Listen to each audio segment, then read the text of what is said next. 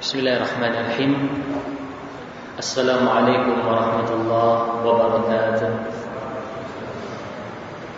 Alhamdulillah, nahmaduhu wa nasta'inuhu wa nastaghfiruh, wa ashhadu an la ilaha illallah wahdahu la syarika lah, wa ashhadu anna Muhammadan abduhu wa rasuluh.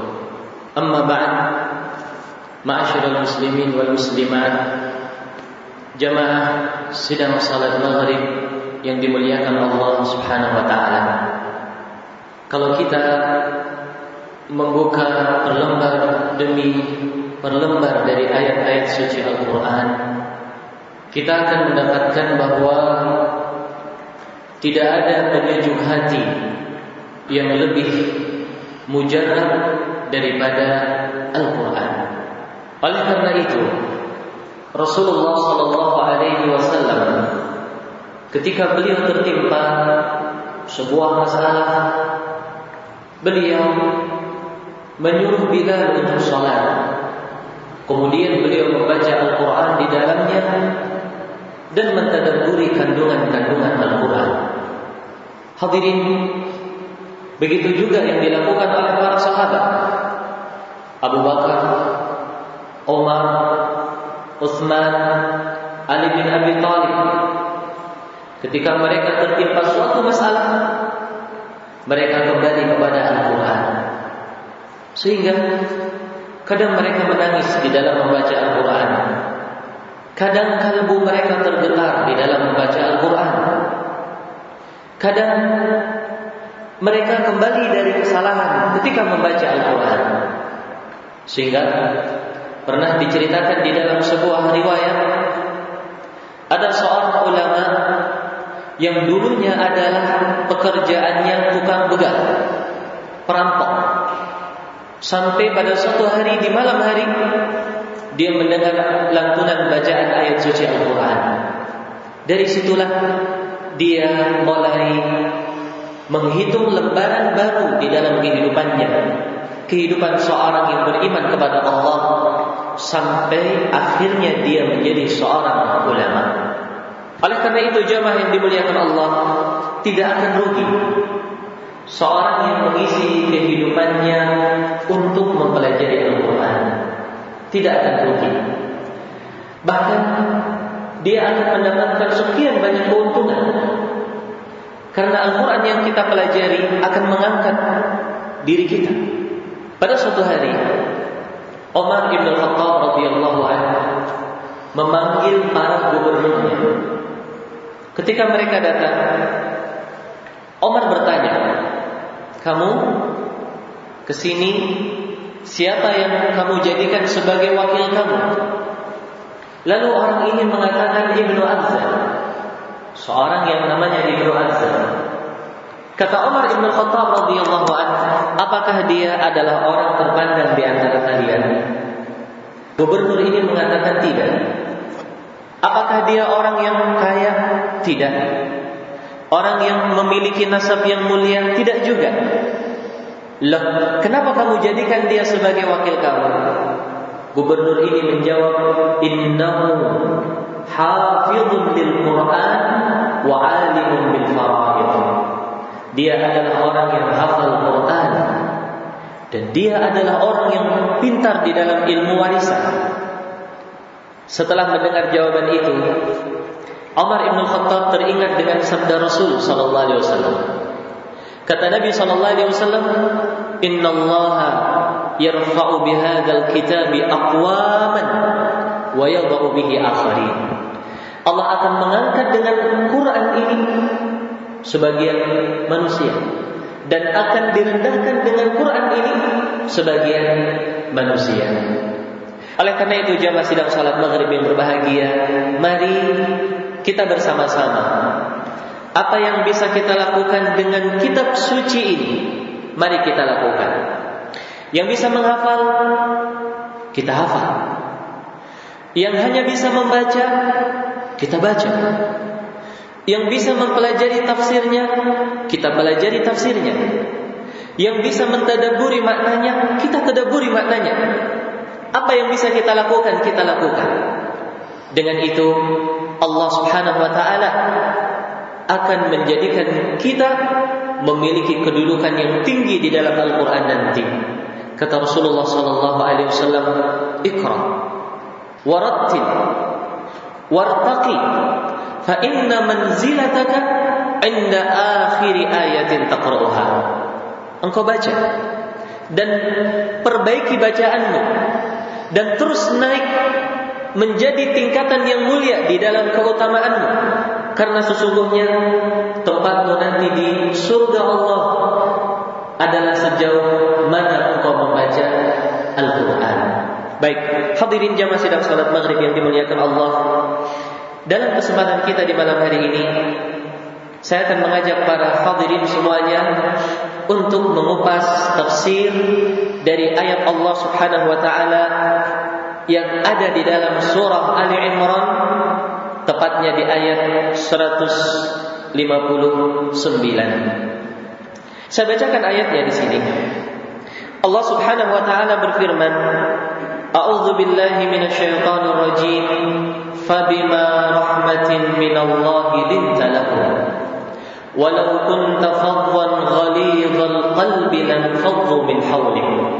Fa'fu anhum واستغفر لهم وشاورهم في الأمر فإذا أزمت فتوكل على الله إن الله يحب المتوكلين."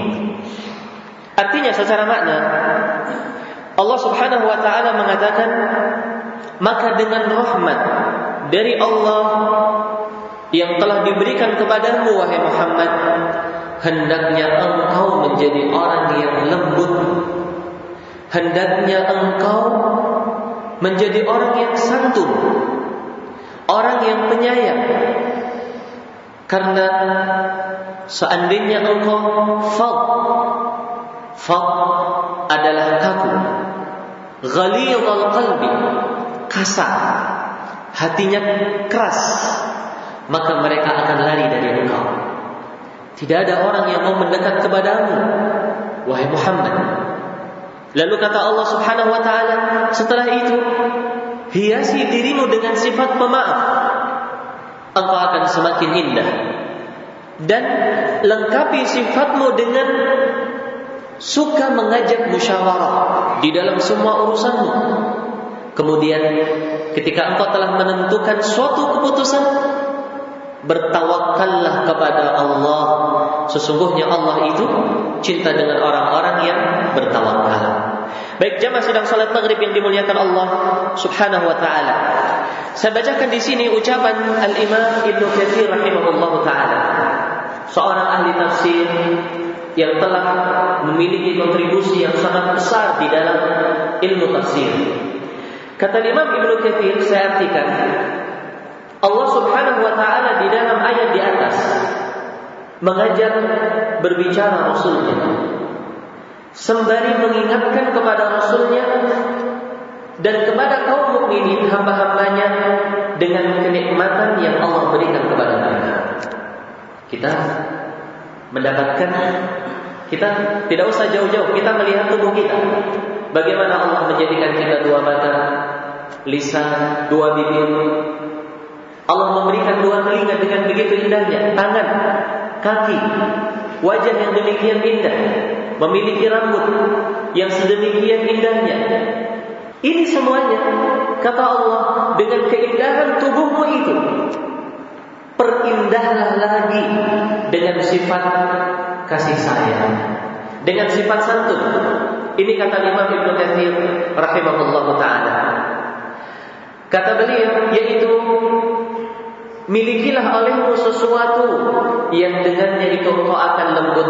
Sungguh, seandainya kalau bukan rahmat dari Allah Subhanahu wa taala kepada dirimu dan kepada kaum mukminin, maka mereka akan lari dari dirimu. Kalau bukan rahmat dari Allah Subhanahu wa taala, hendaknya engkau lembutlah dengan mereka. Kalau tidak, mereka akan lari dari dirimu. Hadirin yang dimuliakan Allah Subhanahu wa taala, kalau kita menilai apa yang Allah sebutkan di dalam ayat ini, saya rasa kita akan mengambil kesimpulan bahwa kelembutan adalah sesuatu yang disepakati oleh semua manusia. Manakala sesuatu itu lembut, indah, santun, maka akan baik. Dan benar apa yang dikatakan oleh Nabi SAW. Pada suatu hari ada seorang Yahudi melewati Nabi SAW dengan Aisyah. Kemudian orang Yahudi ini mengatakan kepada beliau, Rasulullah SAW, Assalamu alaikum. Assalamu, bukan assalamu, gak ada lamnya. Assalamu alaikum. Artinya kalau di dalam bahasa Indonesia itu artinya kematian. Kalau dihilangkan lamnya artinya kematian. Assalamu. Mendengar ucapan ini Aisyah marah. Sehingga Aisyah membalas dengan balasan yang lebih hebat. Wa alaikassalam wa la'natullah. Dan kepadamu juga wahai orang Yahudi kematian. Lalu ditambah dengan laknat dari Allah.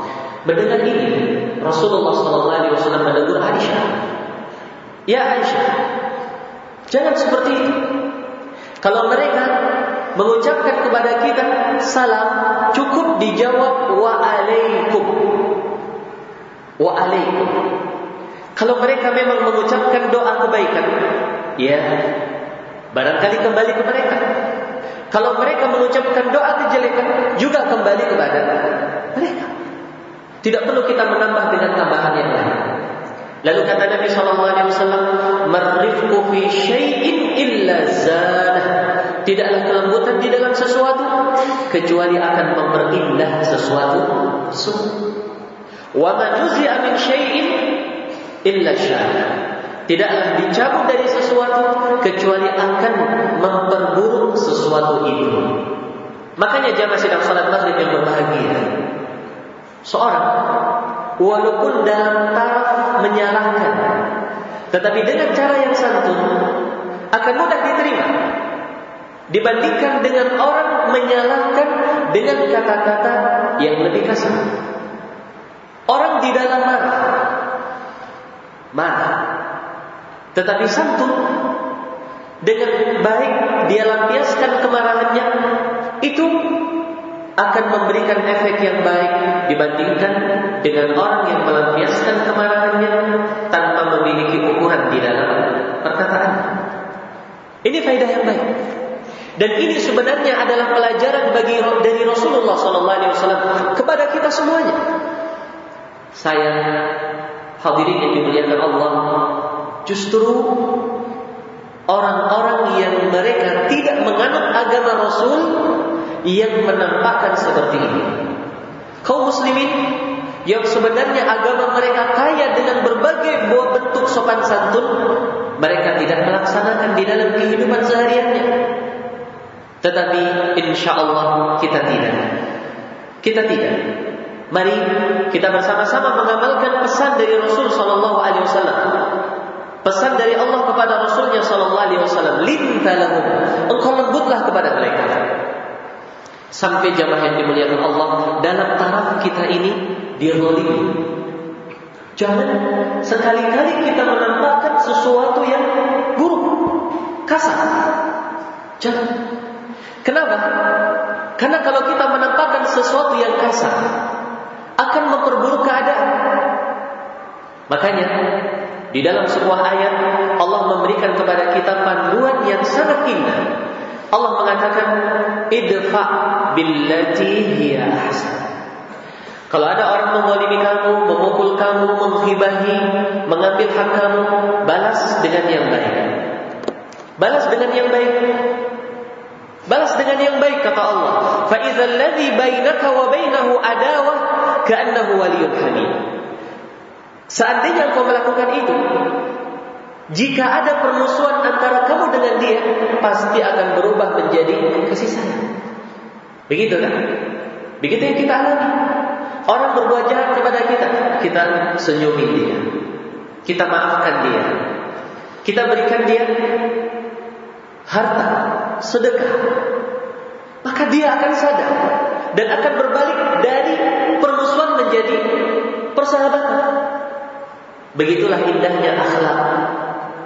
Ada sebuah kisah yang terjadi terhadap seorang alim di negeri Saudi.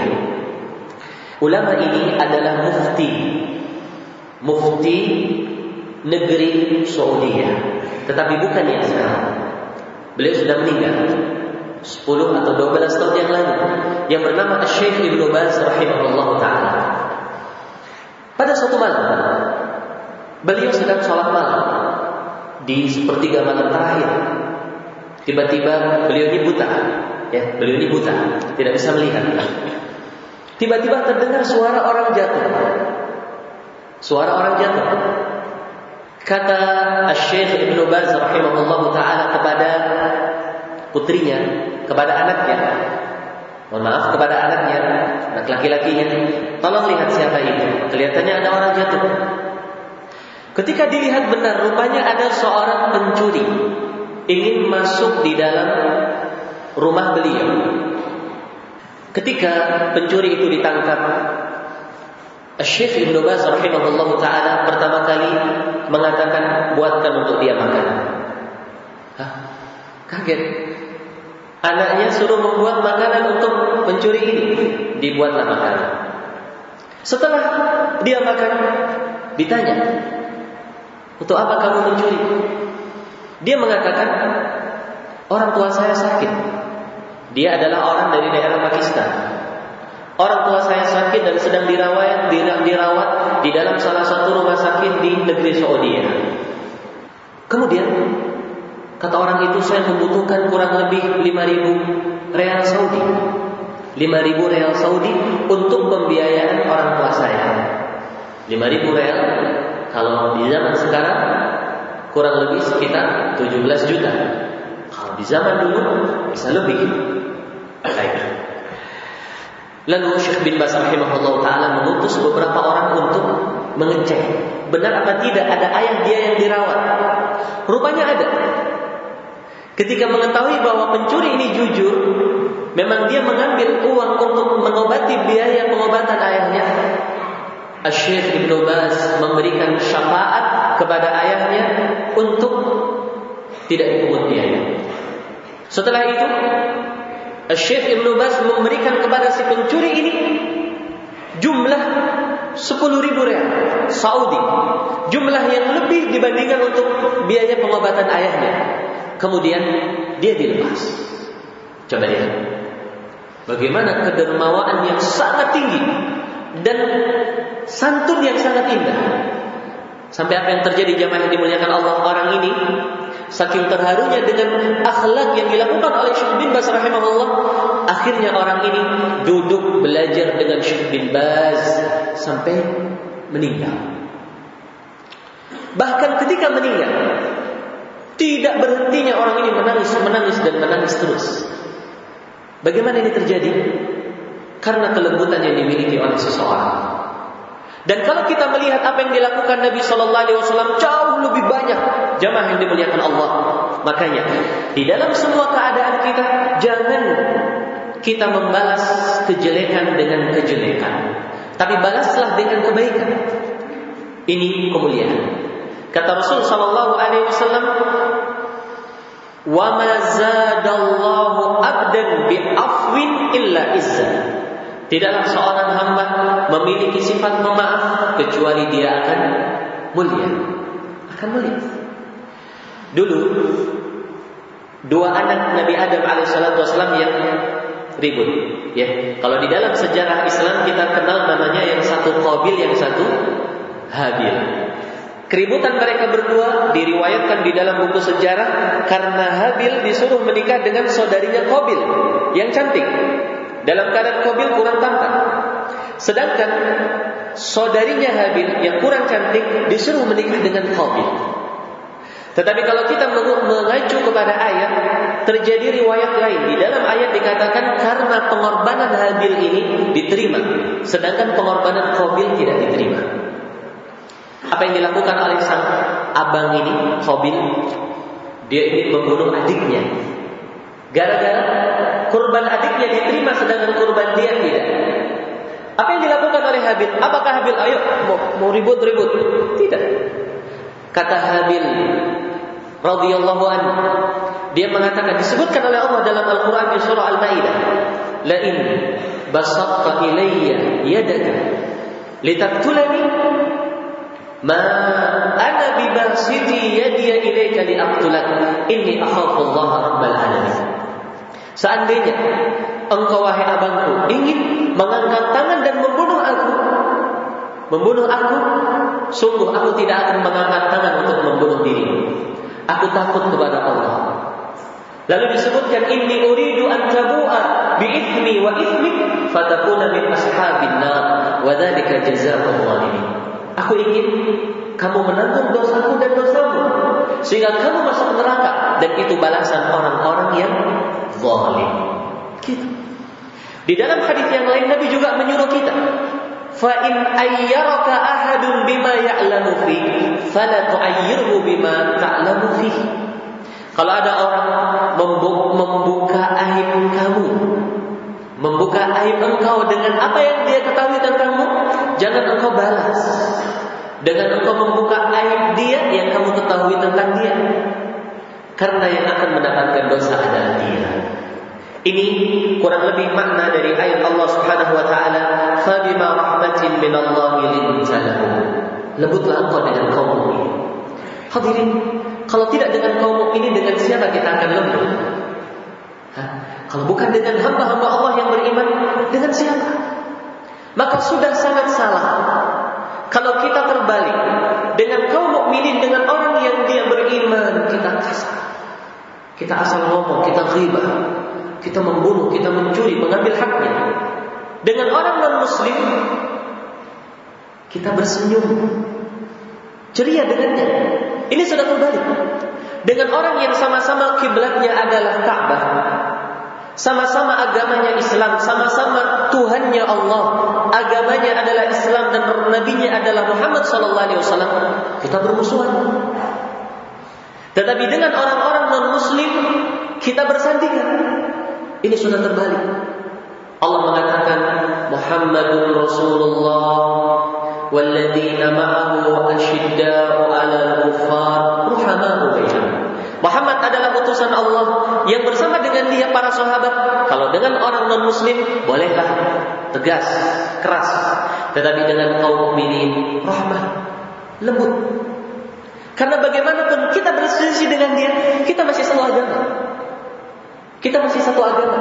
Perbedaan pendapat antara A dan B, selama masih muslim, mereka masih bersaudara. Dan saudaranya se-Islam itu jauh lebih mulia, walaupun jahat, dibandingkan dengan orang kafir tetapi tampaknya baik. Kemudian Allah mengatakan di sini, walau kunta faddan ghalidhal qalbi lan faddu min hawlik. Kalau engkau kasar, kalau engkau kaku, kalau engkau itu keras, mereka akan lari. Benar, akan lari. Makanya di dalam ilmu dunia marketing ataukah dunia bisnis, kita semua tahu ya, bahwa di dalam mencari seorang sales, seorang distributor atau seorang begitulah, cari orang yang pintar, menarik. Kalau dicari orang yang cemberut, mohon maaf ya sebelumnya, kalau cari orang yang bahasanya kaku, kasar, bahasanya kayak robot, harus pakai remote, tentunya orang tidak ada yang mau mengambil dagangan kita. Ini di dalam dunia. Lah kita ini sedang menawarkan dagangan Allah Islam kepada non-muslim. Bagaimana mereka akan masuk Islam kalau kita menampakkan di hadapan mereka sifat kasar, sifat arogan, sifat anarkis, sifat kaku? Gimana mereka mau masuk Islam? Wah, kalau saya masuk Islam nanti saya bakal digituin setiap hari. Mendingan jadi agama kita ajalah, agama Kristen kah, ini kan itu. Ini jamaah yang dimuliakan Allah Subhanahu wa taala. Apapun perbedaan yang muncul, apapun perselisihan yang muncul, selama mereka adalah muslimun, maka tetap darah mereka haram untuk kita tumpahkan. Tidak boleh. Kehormatan mereka haram untuk kita tumpahkan, dan harta benda mereka haram untuk kita ambil. Itulah sabda Rasul sallallahu alaihi wa ala alihi wasallam. Kemudian Allah melanjutkan di dalam ayatnya, fa'fu anhum wastaghfir lahum wa syawirhum fil amr. 3 sifat. yang Allah sebutkan di dalam ayat ini. Pertama adalah fa'fu anhum. Berikanlah maaf untuk orang yang telah salah kepada dirimu. Pemaaf. Ini sifat yang mulia. Tidak dimiliki kecuali orang yang hebat, orang yang kuat, orang yang perkasa. Hadirin, kata Rasulullah sallallahu alaihi wasallam, "Laisa syadidu bis-sur'ah." Kekuatan, kehebatan itu bukan dengan kita mampu mengalahkan dia di dalam duel. Tetapi kata Nabi sallallahu alaihi wasallam, "Innamasy-syadid man yamliku nafsahu 'indal ghadab." Yang mampu mengendalikan kemarahannya ketika dia sedang marah. Seorang yang hebat adalah seorang yang dia memaafkan dalam keadaan dia sanggup membalas. Seorang yang hebat adalah seorang yang dia itu menahan amarahnya, tetapi dia bisa melampiaskannya. Perhatikan apa yang dikatakan oleh Nabi sallallahu alaihi wasallam, "Man kadhuma ghairan wa huwa qadirun ala an yanfidhaha, da'ahu Allah ala ru'usil khalaiq ay yadkhulal jannah min ayyiha syaa." Seorang yang dia mampu menahan amarahnya dalam keadaan dia bisa melampiaskannya, Allah akan memanggil dia di hadapan semua makhluk di hari kiamat. Silakan masuk surga dari pintu yang dia inginkan. Coba lihat. Ini sifat pemaaf. Ya, mari kita menghiasi diri kita dengan sifat itu. Kepada istri kita ketika dia berbuat salah, kepada anak kita ketika dia berbuat salah, kepada teman kita ketika dia berbuat salah, maafkan. Karena kita juga pernah salah. Kita juga pernah salah dan berbuat salah. Sebagaimana kita ingin dimaafkan, kita memaafkan kepada saudara kita. Yang kedua adalah memintakan ampun. Wastaghfir lahum. Mintakanlah ampun kepada Allah untuk mereka.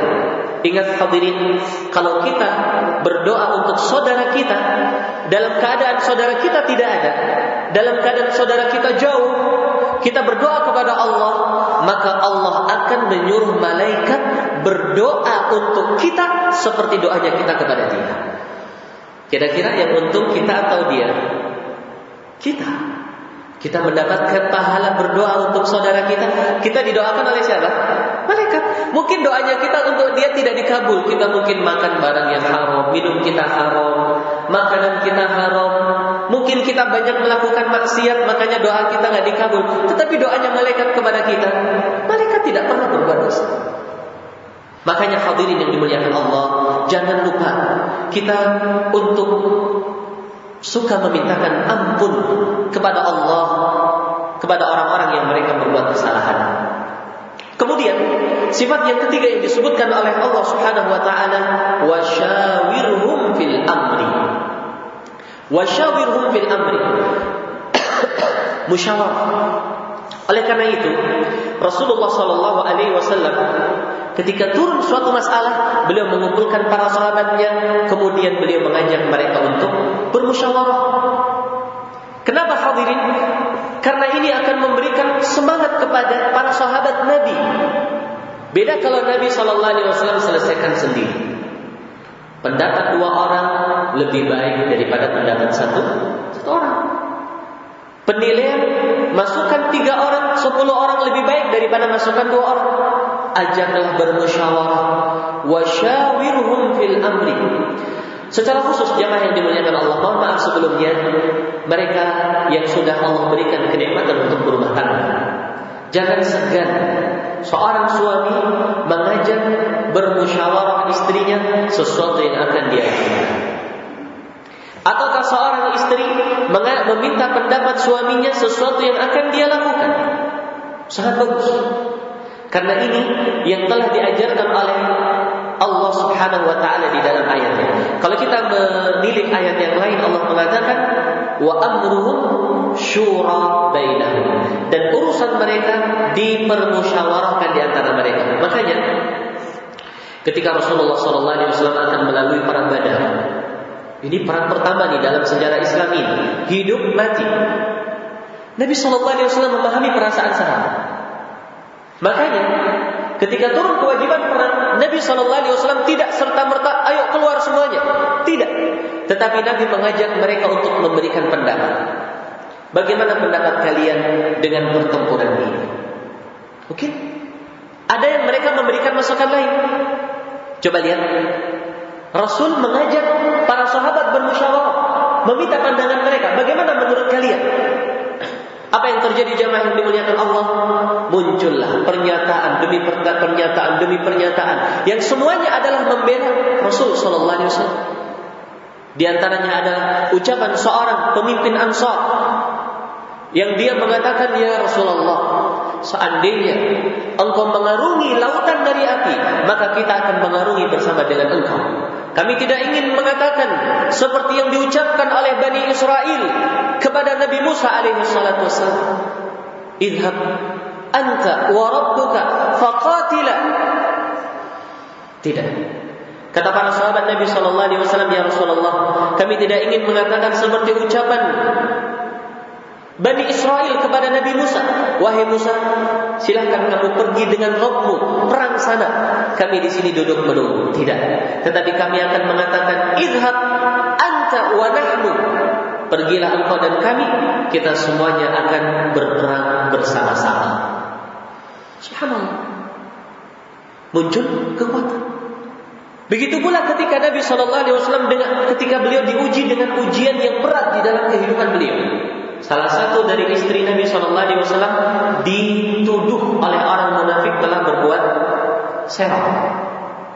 Waktu itu Nabi SAW pulang dari peperangan. Aisyah radhiyallahu anha tertidur. Tidak ada yang tahu. Karena beliau adalah kurus, ya, sangat kurus Aisyah. Sehingga mereka yang membawa tandunya Aisyah diangkat, ditaruh di atas onta, sekeduk taruh di atas onta. Saking ringannya mereka nggak tahu, dikira nggak ada Aisyah, padahal nggak ada. Sehingga Aisyah terbangun dalam keadaan sudah nggak ada orang. Wah, gimana ini? Tiba-tiba datang seorang sahabat, Safwan ibnu Umayyah, yang beliau itu memang pulangnya paling terakhir untuk mengambil barang yang tertinggal. Ketika melihat Aisyah radhiyallahu anha, Safwan ini pernah melihat Aisyah sebelum turun ayat hijab. Kaget. Ketika Safwan kaget, terbangunlah Aisyah. Akhirnya tanpa berbicara dua orang itu, Safwan menyuruh ontanya untuk turun, Aisyah naik di atas ontanya, dan Safwan membawa tali pelana onta tanpa berbicara sama sekali sampai ke kota Madinah. Muncullah berita setelah itu bahwa Aisyah berbuat serong. Bingung Nabi SAW. Akhirnya Nabi SAW meminta pandangan kepada Ali bin Abi Thalib. Wahai Ali bin Abi Thalib, bagaimana menurut kamu dengan kasus ini? Ali bin Abi Thalib ingin memuji, memberikan hiburan kepada Nabi SAW, tetapi dipahami salah oleh Aisyah. Kata Ali bin Abi Thalib, ya Rasulullah, perempuan banyak, bukan hanya Aisyah.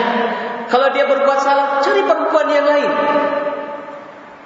Nabi SAW masih belum pernah. Lalu beliau memanggil Barirah, budak perempuan yang dimerdekakan oleh Aisyah. Wahai Barirah, bagaimana menurut kamu tentang tuanmu itu, Aisyah? Kata Barirah, ya Rasulullah, dia adalah seorang wanita yang polos, yang lugu, yang dia kerjaannya setiap hari mengadon tepung.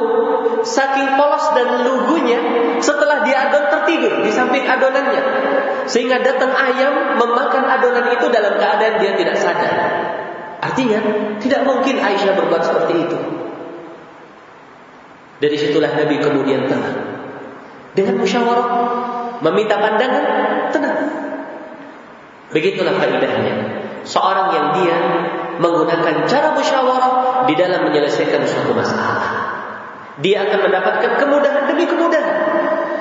Dan ketika kita bermusyawarah tidak mendapatkan jalan keluar, masih ada satu cara, yaitu yang dinamakan dengan istikharah. Kalau kita sudah istisyarah adalah musyawarah, ada cara kedua, yaitu istikharah. Kita meminta pilihan dari Allah Subhanahu wa taala. Beli mobil ini atau mobil itu, beli rumah ini atau rumah itu, beli ini atau itu, pergi atau tidak. Bagusnya saya pergi enggak? Pergi. Menurut kamu gimana? Enggak usah.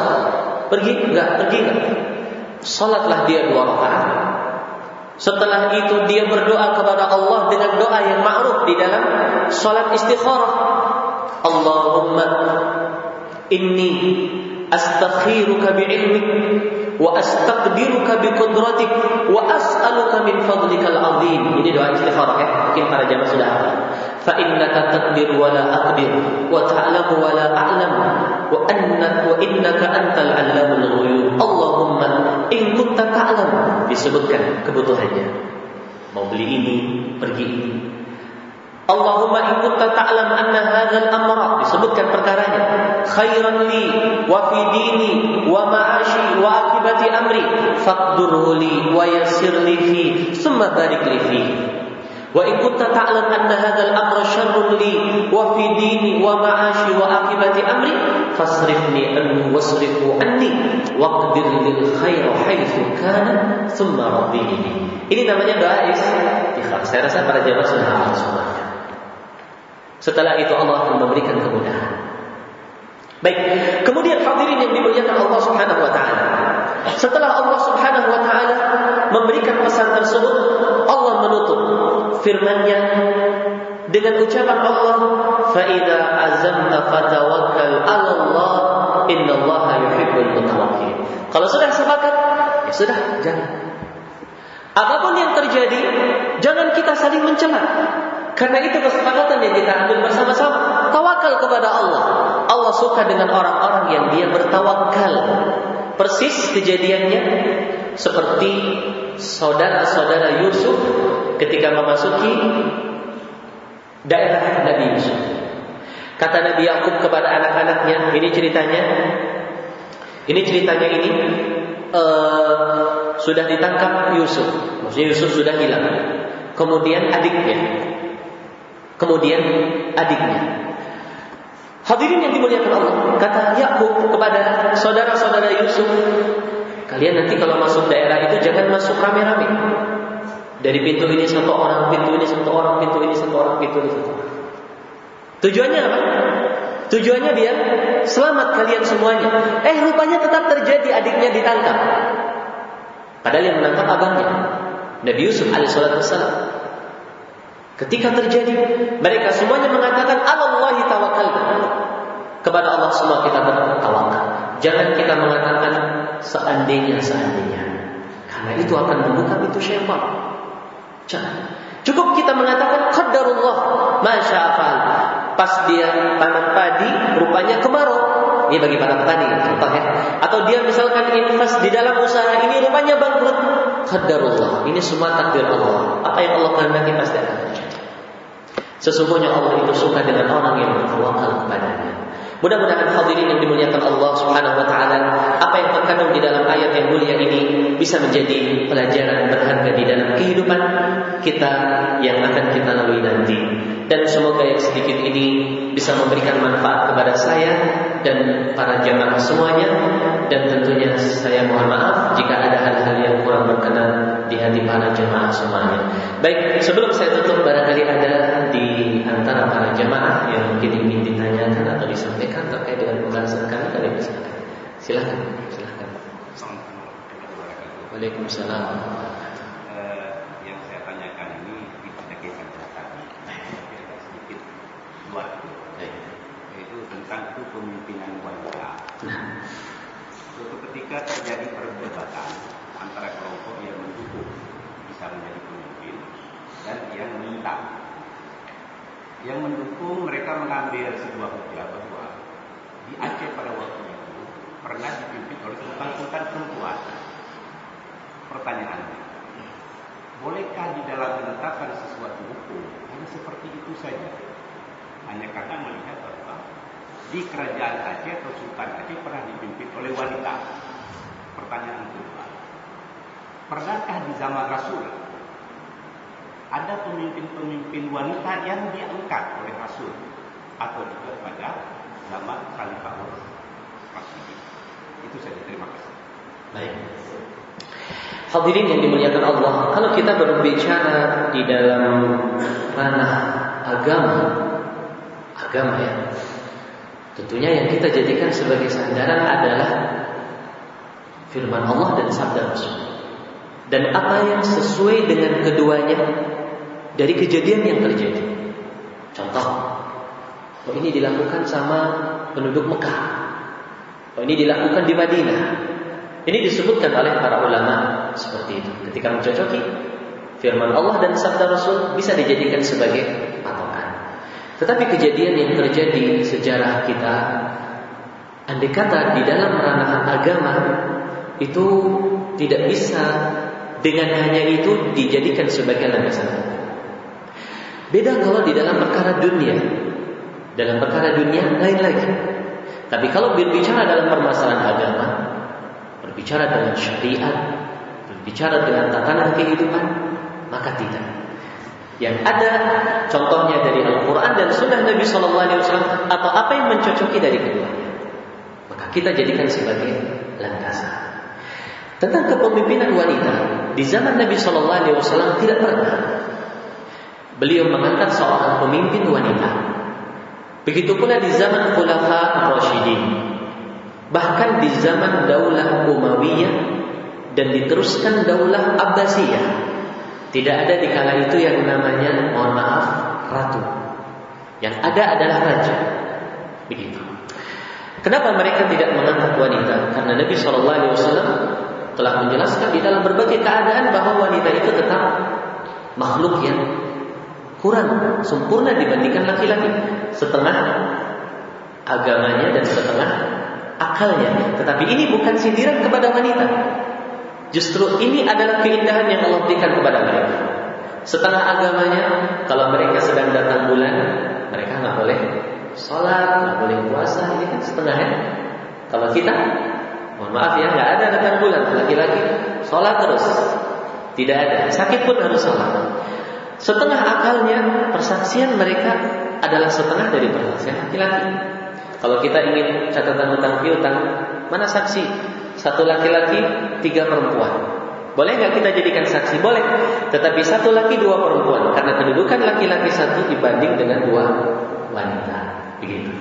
Makanya hadirin yang dimuliakan Allah, tetap kondisi seperti ini Allah menjadikan wanita itu keadaannya dipimpin. Bukan berarti ketika ada seorang pemimpin dari kalangan wanita kita nggak boleh taat. Wah, ini pemimpin wanita, kita nggak boleh taat karena Nabi mengatakan nggak boleh. Tidak. Pemimpin yang diangkat oleh kaum muslimin, oleh pemerintah Islam, tetapi wanita tetap wajib taat kepada mereka. Tetap wajib taat. Tidak boleh memberontak, tidak boleh melawan perintahnya, karena dia adalah pemimpin. Walaupun wanita, tetap ada yang namanya ketaatan. Tetapi pemimpin wanita di zaman Nabi SAW tidak ada. Wallahu a'lam bishawab.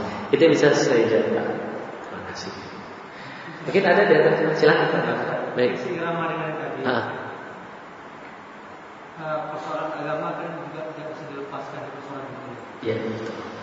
Kadang-kadang ibadah ini sebagai bagaimana memaknai dalam kehidupan kita. Ya. Kalau kita lihat di perjalanan dalam agama misalnya, tidak ada imam yang beri kecepatan wanita yang di belakangnya mampu laki dan benar. Tidak pernah kita melihat muazzin itu bersuara-suara. Khatib dan sembah betul. Banyak juga hal lain seperti Ustaz tadi, termasuk Nabi yang berarti juga kita pelajari. Sekian banyak Nabi tidak ada dari jenis ulama. Betul. Nah ini kan juga barangkali sebagai pelajaran. Iya.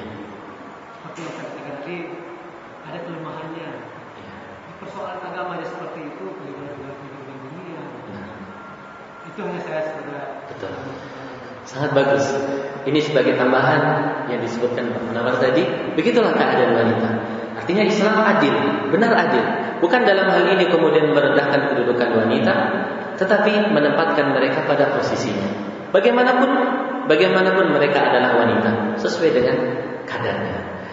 Terkait dengan pertanyaan Bapak tadi, apakah boleh kita mengambil sebuah landasan dari sesuatu yang terjadi di masa lalu? Jawabannya adalah dikembalikan kepada Al-Quran dan Sunnah. Kalau mencocoki, maka kita jadikan sebagai landasan. Kalau tidak, maka tidak. Begitu. Terima kasih atas tambahannya dan faedahnya. Dan saya rasa sudah masuk waktu Isya. Mohon maaf atas segala kekurangan dan saya tutup. Subhanakallahumma wa bihamdika asyhadu an la ilaha illa anta astaghfiruka wa atubu ilaik. Wassalamualaikum